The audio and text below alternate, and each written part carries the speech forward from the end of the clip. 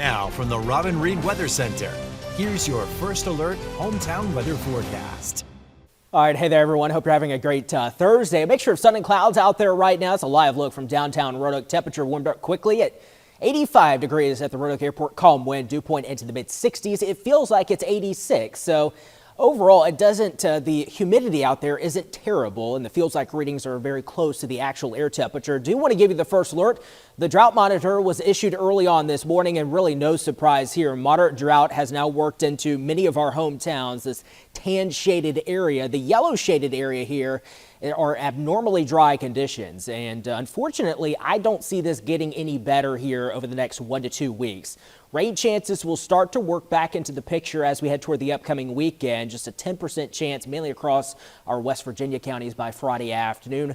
A slight chance of showers and thunderstorms on Saturday. A little bit higher chance Sunday and Monday as some low-level moisture will increase. A cold front starts to work in from the west, but then again, not widespread rainfall. About a 30 to 40% coverage of showers and storms, and maybe some uptick in the activity by mid part of next week. Do want to give you the first alert to the next big thing, and we do have those first alert weather days in effect not only for tomorrow, but also Saturday and Sunday. With dangerous heat and couple that with the humidity, we could see feels like readings approaching 100, especially by Sunday afternoon. So we're in the lower 90s by tomorrow afternoon, or this afternoon, mid to upper 90s Friday, Saturday, and Sunday. And I was just looking at some of the long range modeling here. I think we stick with the 90s for forecast highs through the first part of July, through the first week of July, maybe longer than that. So certainly a long duration heat wave is setting up across our hometowns, and those relatively dry conditions aren't going to help things. So first alert Doppler radar, we're quiet out there right now with generally high pressure well in control. Frontal boundary just off to the north and west. National Hurricane Center now watching Tropical Depression Alberto working through Mexico, that onshore flow across southeastern Texas, still giving them some rough waves and some heavier rainfall out there, but that's continuing to work its way inland and weakening.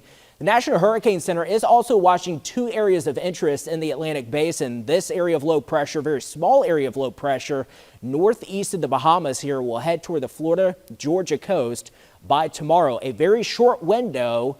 If it is going to develop into something tropical, they have upped that chance to a 40% chance here over the next couple of days.